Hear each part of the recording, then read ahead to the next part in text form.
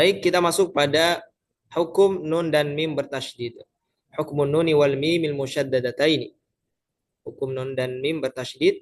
Pada bait ini sang muallif secara khusus, ini saya hapus dulu ya. Eh,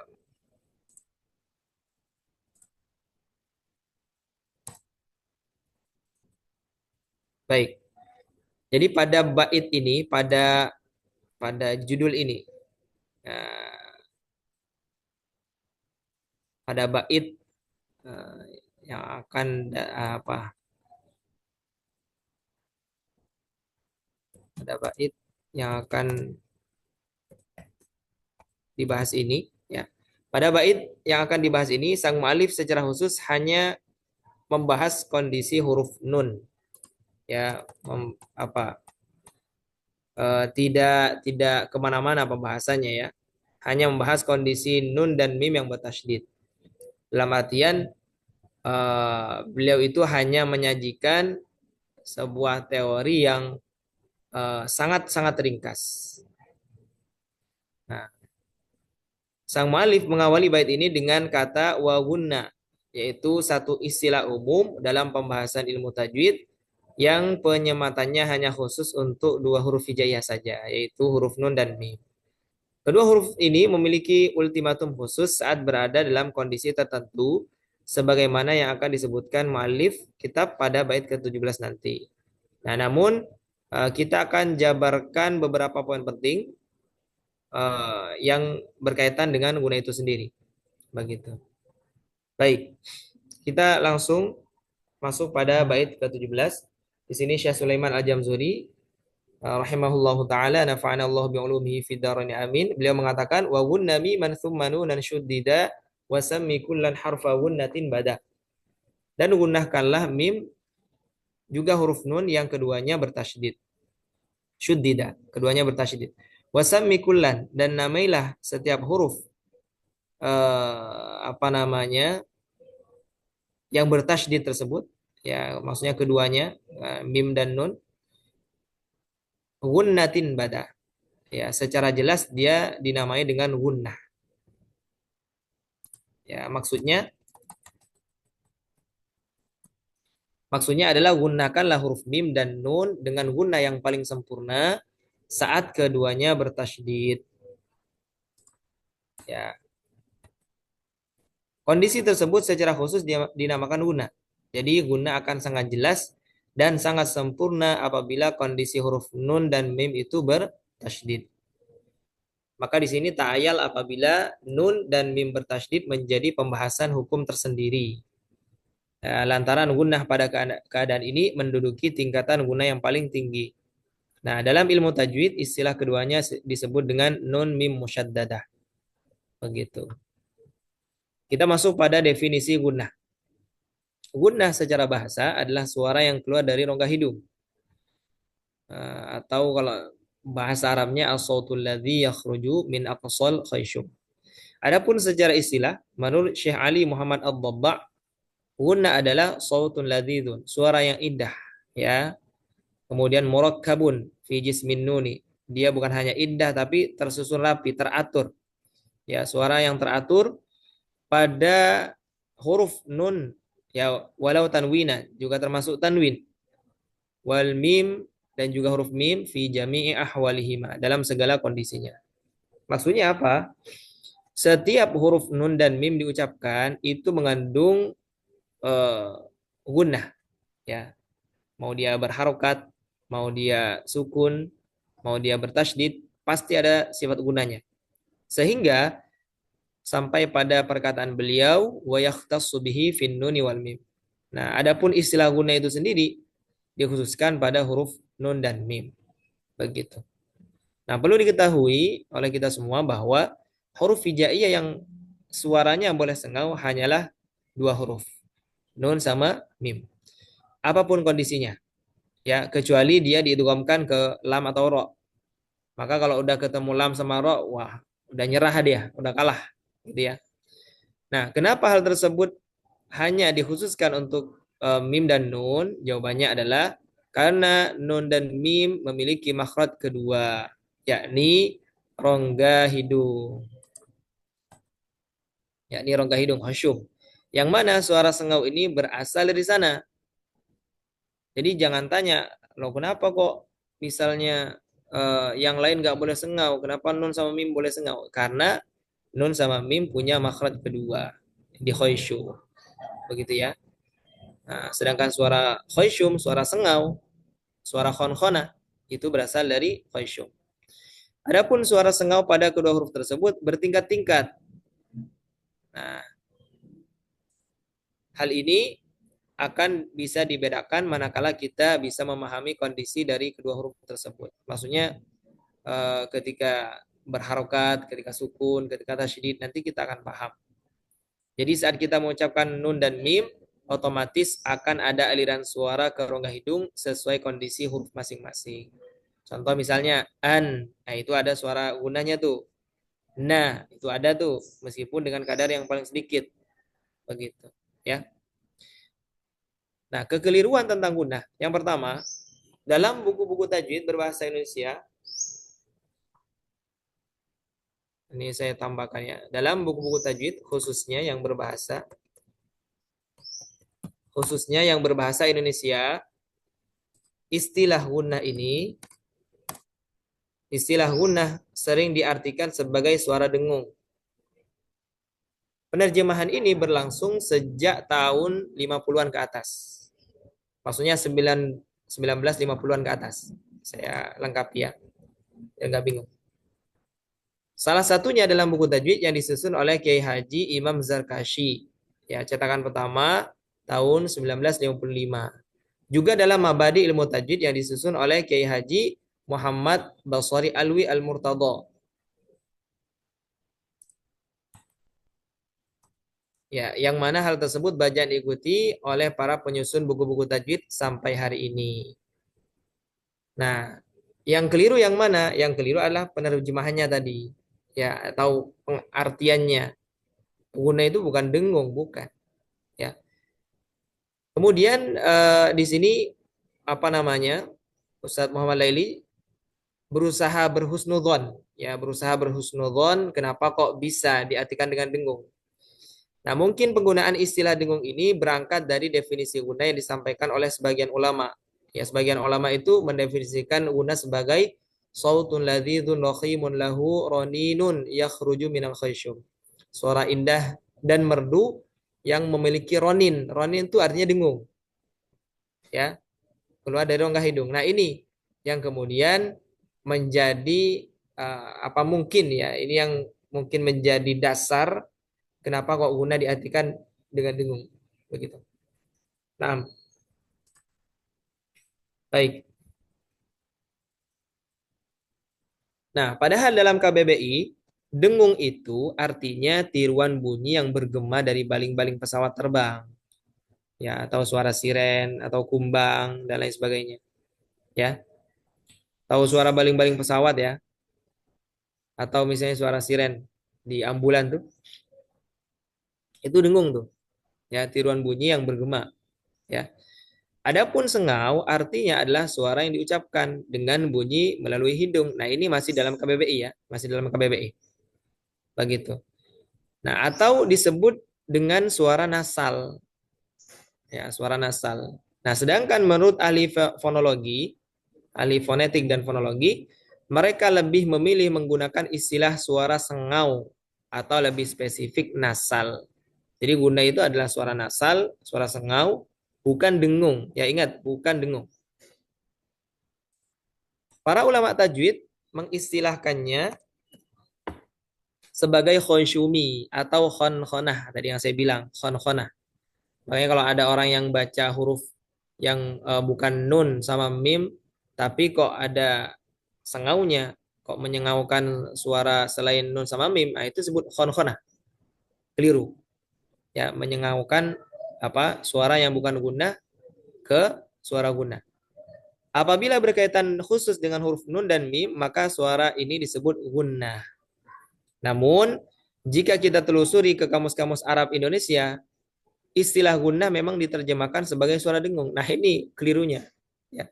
Jadi kamus-kamus dulu, zaman dulu ya yang baru diterbitkan, yang disusun itu memang diterjemahkan dengung, suara dengung gitu. Nah, kelirunya di situ ya. Adapun KBBI ya, KBBI itu baru ada atau baru resmi dan diperbarui terus apa namanya, setelah munculnya kamus. Jadi sebetulnya duluan kamusnya, ya mungkin bisa dikatakan demikian, duluan kamusnya daripada KBBI-nya gitu. Maksudnya kamus-kamus mufradat bahasa Arab ke Indonesia ya. Jadi guna itu memang diterjemahkan suara dengung, suara dari hidung, dan sengau. Nah, ini yang perlu dicoret yang ini nih, dengungnya ini nih. Kelirunya ini nih. Ya, yang perlu dicoret ini, suara dengung. Nah, ada nggak pengaturan dicoret di sini? Oh, ini nih. Ya, dengan suara dengung. Nah, ini yang keliru nih. Yang benar tuh ya suara dari hidung, sengau gitu ya. Sehingga hal ini sudah menjadi hal biasa di kalangan para pelajar dan juga eh, penulis ya, ya penulis buku tajwid dalam penyusunan dan juga penulis buku tajwid dalam penyusunan buku-bukunya gitu ya. Nah, ini yang perlu dicatat gitu ya. Jadi gunna itu bukan suara dengung, tapi suara sengau atau nasal ya. Yang kedua, kekeliruan sebagian qari, ini maksudnya pembaca Quran secara umum ya, bukan qari secara khusus, tapi secara umum, adalah mengucapkan huruf hijaiyah selain nun dan mim dengan suara sengau. Padahal selain kedua huruf tersebut tidak memiliki sifat gunnah. Dan tidak tepat juga jika aliran suaranya dialihkan ke rongga hidung, sehingga menghasilkan suara sengau. Nah, alih-alih ingin suaranya lebih merdu dengan suara sengau pada selain dua huruf gunnah, justru hal itu menjadi lahan qabih, ya kekeliruan yang buruk dan dibenci oleh para ulama jika sengaja melakukannya. Nah, ini juga sama ya, aib kalau kita lakukan ya. Jadi walaupun hal itu bisa terdengar lebih indah bagi orang awam, ya bukan bagi para ahli tajwid tentunya, namun yang namanya kekeliruan tetap harus dihindari. Ya, jadi jangan jangan apa, jangan jangan malah melakukan pembenaran ya, pembelaan begitu. Termasuk kekeliruan menyengaukan huruf-huruf hijaiyah yang atau tidak memiliki sifat guna. Ya. Nah, sebab bacaan yang demikian itu akan menjadi aib bagi pembacanya. Lebih-lebih apabila yang melakukannya adalah para pelajar atau bahkan pengajar Al-Quran. Apalagi dikenal oleh banyak orang. Misalnya artis Al-Quran. Itu kan ada sekarang artis Al-Quran itu istilah-istilah itu. Ya, misalnya yang mungkin suaranya merdu, ya, kemudian banyak masuk hidung. Nah, ini hati-hati. Ini hanya jadi fitnah nanti, begitu. Akan jadi hujah bagi orang-orang awam. Yang ada nanti dikhawatirkan menjadi pembenaran atau hujah bagi orang-orang awam. Pembenaran atau hujah ya bagi orang-orang awam. Oleh karena itu, sudah selayaknya bagi siapa saja yang membaca Al-Quran, yang masih sengau bacaannya, ya, maka hendaklah ia lebih giat lagi melatih makhraj dan sifat huruf-huruf hijaiyah di depan guru yang mungkin bacanya. Jadi jangan terburu-buru merekam bacaannya, menyebarkan eh, apa video-videonya di sosial media. Ya karena sekali lagi, apalagi kalau misalnya sudah centang biru ya, kalau ada centang biru biasanya kan banyak pengikutnya, udah diikuti banyak orang, udah jadi hujat nanti. Wah ini kan syekh ini kan banyak begini gitu. Jadi nanti akan menjadi pembenaran ya. Padahal ini tidak tepat ya. Baik. Kemudian berikutnya adalah cara mendeteksi gunnah. Nah, apabila kita ingin mengetahui adanya suara sengau pada huruf, maka kita bisa mendeteksi dengan cara berikut. Pertama, sukunkan huruf nun atau mim, lalu alirkan suara dari paru-paru ke rongga hidung dan tutup kedua hidung kita. Ya, misalnya an ditutup hidungnya. An kalau misalnya suaranya otomatis berhenti ketika kita nutup hidung, maka itu udah benar. Begitu ya. Agar lebih tampak lagi, tahan tasydid pada huruf nun atau mim. Ya, in dan rasakan getaran yang terjadi pada kepala kita dengan cara memegangnya. Nah, ini juga menjadi salah satu tanda bahwa kedua huruf tersebut memiliki sifat jahar. Nah, ini faidahnya. Ya, ketika kita menahan gunnah, oh kita tahu, oh nun sama mim itu jahar sifatnya. Begitu. An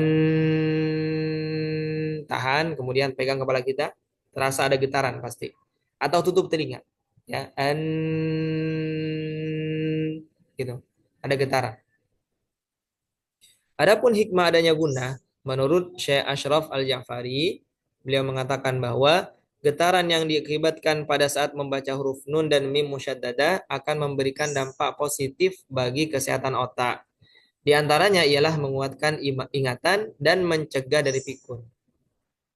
Makanya kan orang yang eh, baca Quran nazar, lihat mushaf sampai usia sepuh, ya usia tua, dia masih ingat, ingatannya masih bagus, begitu. Bacaannya lancar, penglihatannya masih bagus juga, tidak rabun, begitu. Biasanya begitu, ya. Hal ini banyak terbukti dan terjadi pada orang-orang yang istiqomah membaca Al-Quran, baik yang melihat mushaf ataupun tidak. Kalau yang melihat mushaf, otomatis penglihatannya insya Allah semakin bagus. Apa namanya? Terjaga, gitu ya. Bahkan bagi yang istiqomah membaca sambil melihat mushaf, maka nikmat penglihatannya tidak akan rabun. Banyak yang apa namanya sudah terjadi. Salah satunya yang saya tahu itu Syarifah siapa gitu di Indonesia ada. Udah sepuh, tapi sepertinya udah meninggal. Ya, tapi masih lancar tuh, masih bisa ini. Lihat Qurannya itu masih bagus. Penglihatannya masih terjaga. Begitu. Wallahu alam. Baik. Berikutnya contoh bacaan gunnah. Ya, ini tidak perlu baca ya. Ini contohnya ada dua, saya cantumkan. Ada yang eh, tasydidnya itu tasydid murni, ya bukan karena itu kom. Contoh in, ya ada yang karena sebab itu kom. Min nutfah mim masad, begitu. Kalau inna dengan imma itu memang aslinya begitu, ya aslinya begitu, ya baik.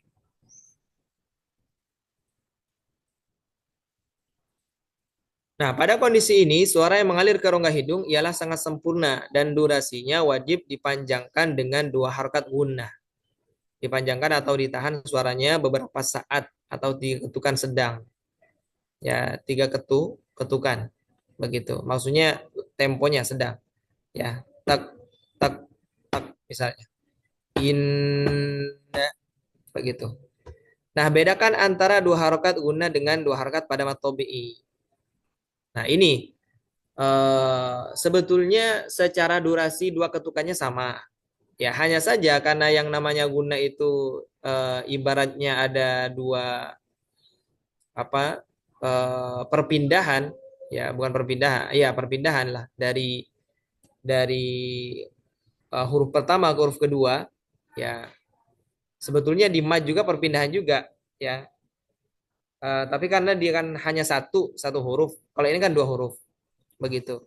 Maka huruf yang ketiga, maksudnya ketukan yang ketiga ini lebih panjang daripada mat tabi'i, begitu.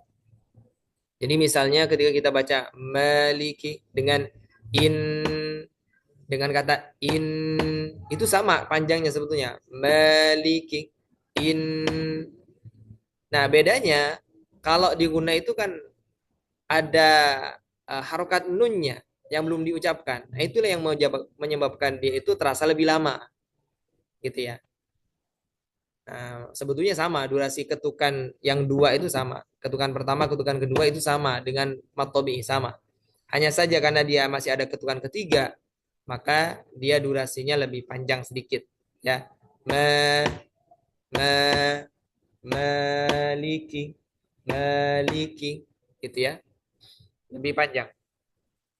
Inna inna imma begitu ya. Silakan bertalaki kepada seorang guru yang mungkin bacanya supaya tidak keliru membaca dua harakat gunnah dengan dua harakat matbu'i. Baik. Berikutnya adalah tingkat kesempurnaan gunnah. Sebagaimana yang telah disampaikan sebelumnya bahwa gunnah pada huruf nun dan mim bertingkat-tingkat, maka menurut Syekh Utsman bin Sulaiman Murad dalam kitab As-Salsabilus Syafi, beliau menyebutkan bahwa tingkatan gunnah itu ada 4. Yang pertama, nun dan mim bertasydid. Yang kedua, nun dan mim yang diidghamkan dengan gunnah. Yang ketiga, nun dan mim yang dibaca ikhfa. Yang keempat, nun dan mim yang dibaca izhar. Ini menurut beliau, ya. Nah, kemudian beliau menjelaskan bahwa gunnah yang ada pada poin 1 sampai 3 disebut gunnah kamilah. Jadi yang non tasydid, yang diidghamkan dengan gunnah yang ikhfa, nah semuanya disebut gunnah kamilah, kata beliau. Dan gunnah yang ada pada poin 4 disebut gunnah naqisah. Nah, adapun kondisi nun dan mim yang berharkat, beliau tidak menyebutkan istilah apapun. Begitu. Adapun pensyarah lebih condong kepada pendapat Syekh Abdul Razak bin Muhammad Bakri, sebagaimana yang dikutip oleh guru kami Syekh Muhammad Al-Farabi dalam kitabnya Syarah As-Salsabilus Syafi. Ya, kalau penulisan ilmiah biasanya tidak menggunakan kata syekh ya.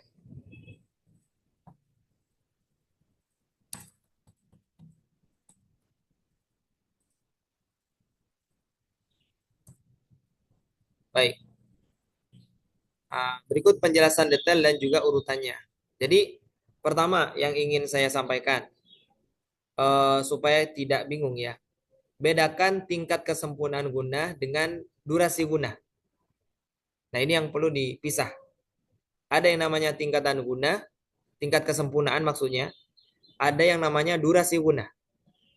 Nah, yang akan kita bahas di sini tingkatan gunnah maksudnya tingkat kesempurnaannya. Tingkat kesempurnaan dia masuk ke rongga hidup. Begitu. Pertama, ada gunnah akmal. Yang kedua, ada gunnah kamilah. Kemudian ada aqal mimma sabaqa. Yang keempat ada naqisah. Yang kelima ada angkos. Ya. Nah, 5 tingkatan ini. Sebentar. Kayaknya perlu dikecilin dulu.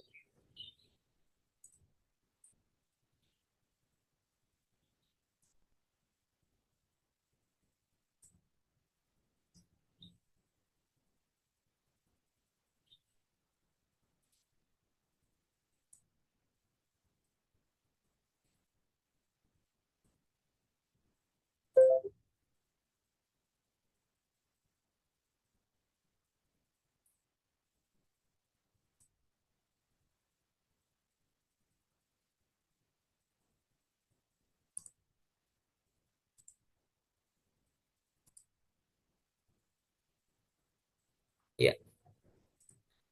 Yang pertama yang akan kita bahas adalah gunnah akmal. Ya, maksudnya eh, kadar gunnahnya paling sempurna, gitu ya. Kadar gunnah paling sempurna terjadi pada nun dan mim yang bertasydid. Contoh misalnya inna, imma. Kemudian idgham bi guna yang mudgham fi-nya mim sama nun. Syai'in nukur. Karena sama sebetulnya. Mim balin. Kemudian terjadi pada idgham mimi yang mudgham fi-nya berupa huruf mim. Lakum ma gitu ya. Lakum ma.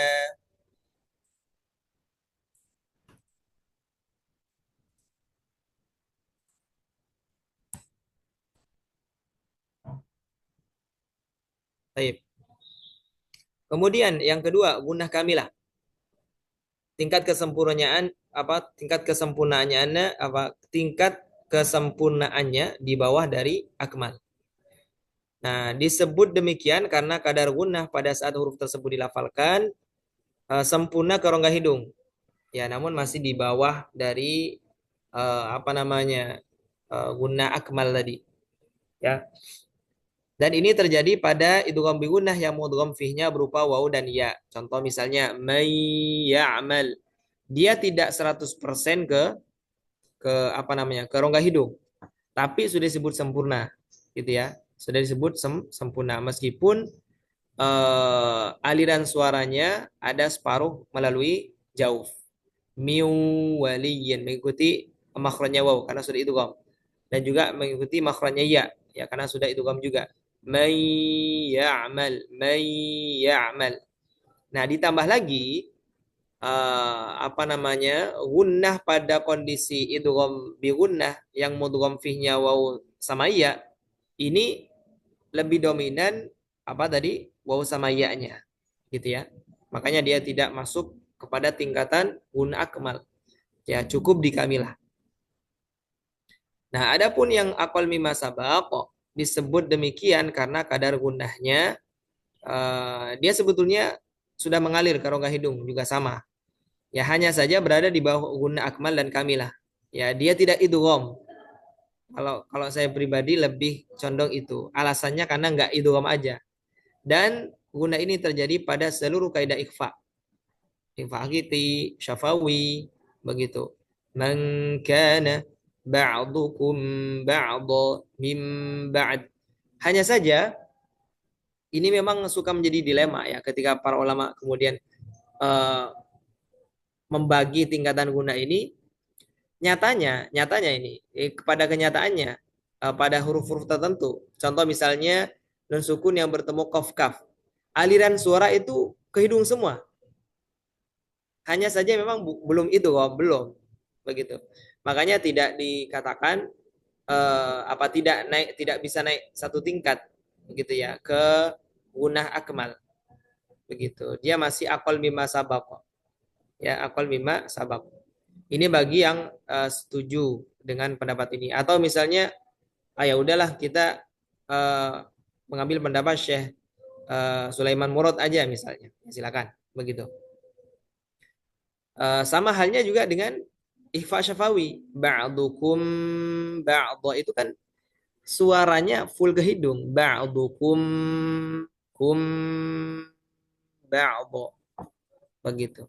Ini sempat menjadi keresahan murid-murid online juga ya.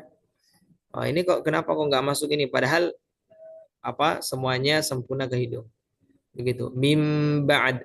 Alasannya tadi karena dia ikhfa ya belum idgham gitu ya. Ibaratnya kalau idgham itu di tingkat pertama ya ikhfa itu ya di bawahnya gitulah. Ya.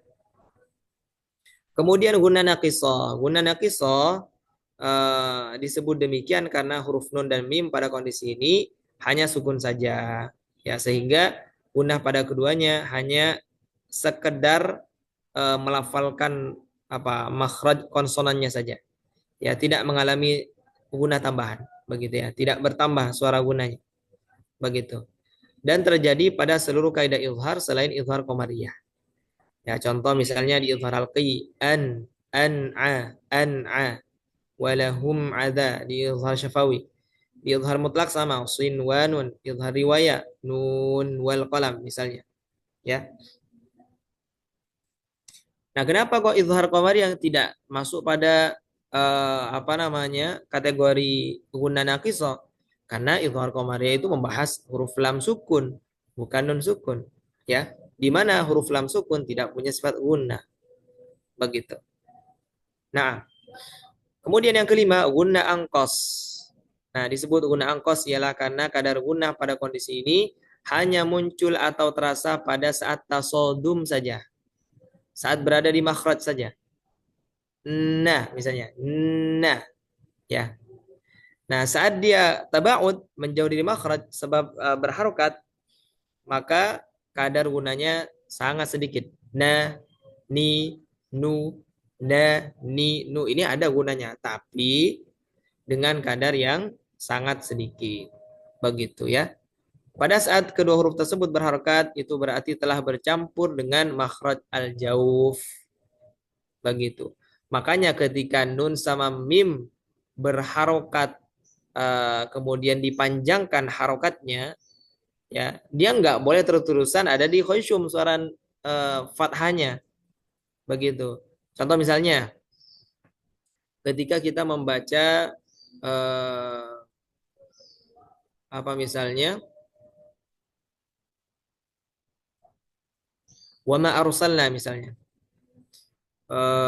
Wama atau wama arsalna. Wama arsalna ma.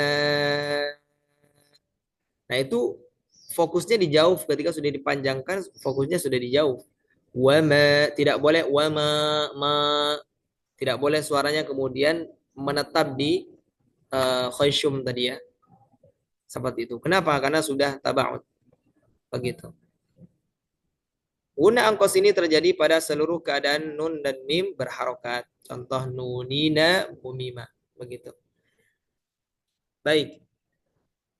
Nah, ini kita bicara tingkat kesempurnaan guna. Nah, sekarang kita bicara kadar panjang gunanya. Jika kita berbicara kadar panjang atau durasi guna, menurut Syekh Utsman bin Sulaiman Murad dan Syekh Abdul Fattah Al-Marsafi, ada dua. Ada dua nih pembagiannya. Pertama, durasinya dua harokat guna, yakni terjadi pada nun dan mim bertasydid, juga terjadi pada nun mim yang dibaca idgham, iqlab, ikhfa. Begitu. Nah, kedua, durasinya ada yang satu harokat, yakni terjadi pada kondisi nun mim yang dibaca izhar dan yang berharokat. Begitu. Nah, dalam buku Tajwid Al-Musawwar, ini versi yang terjemah Arab Indonesia, beliau mengatakan, Syekh Iman Rushdi Suaid, beliau mengatakan bahwa kadar panjang guna itu ada 4 tingkatan. Ini eh, apa namanya? Sebetulnya masih dilema juga apakah beliau sedang membicarakan kesempurnaan guna atau durasinya. Ya, ya intinya yang disebutkan di situ, ya yang disebutkan di situ pada awal-awal ya. Tentu ini mungkin pendapat lama beliau ya. Kenapa? Karena ada pendapat barunya nih. Ada jawaban lain dari Syekh Aiman berkaitan dengan kadar panjang guna. Yang mana jawaban tersebut tidak sama dengan apa yang beliau sampaikan dalam buku Tajwid Al-Musawwar. Bisa dikatakan jawaban yang menjadi pernyataan beliau tersebut seakan-akan menghapus pendapat beliau sendiri yang ada sebelumnya. Ibaratnya memansuh ya, apa memansuh pendapat beliau yang di tajwid di buku Tajwid Al-Musawwar ini. Hal ini disampaikan oleh guru kami Muhammad Al-Farabi ya dalam kitabnya yang berjudul Dawam Al-Ibtihal halaman 34. Ya, di sana beliau katakan, jadi waktu itu Syekh Farabi bertanya langsung via voice note ya. Kemudian Syekh Aiman langsung menjawab via voice note juga. Begitu. Nah, terjemahnya kurang lebih begini. Gunnah tidak dapat diukur menggunakan hitungan harokat, kata beliau. Karena sejatinya ia harus disesuaikan dengan kecepatan tempo kiroah. Ya, serta hanya dapat akurat dengan belajar kepada guru. Begitu. Kemudian guru kami melanjutkan perkataannya, pendapat ini sesuai dengan pendapat para ahli ilmu tajwid terdahulu yang tidak memberikan batas spesifik mengenai kadar panjang guna dan juga marotibnya. Wallahu alam. Nah, ini yang sebetulnya eh, pendapat para ulama salaf ya.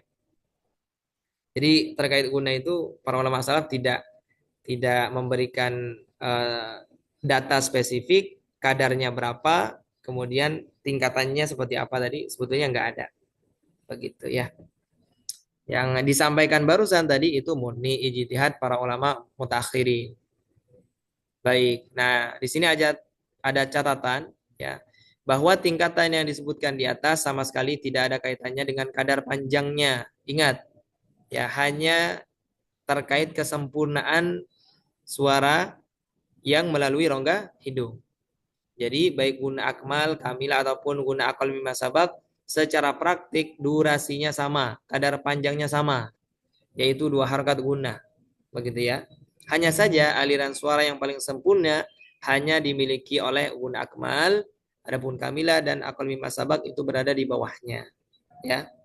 Kemudian pada tingkatan guna yang keempat dan yang kelima memiliki kadar guna yang rendah, yakni hanya satu harakat saja. Dalam artian tidak ada penambahan suara atau durasi guna. Begitu. Baik, itu saja materi untuk pertemuan ketiga hari ini.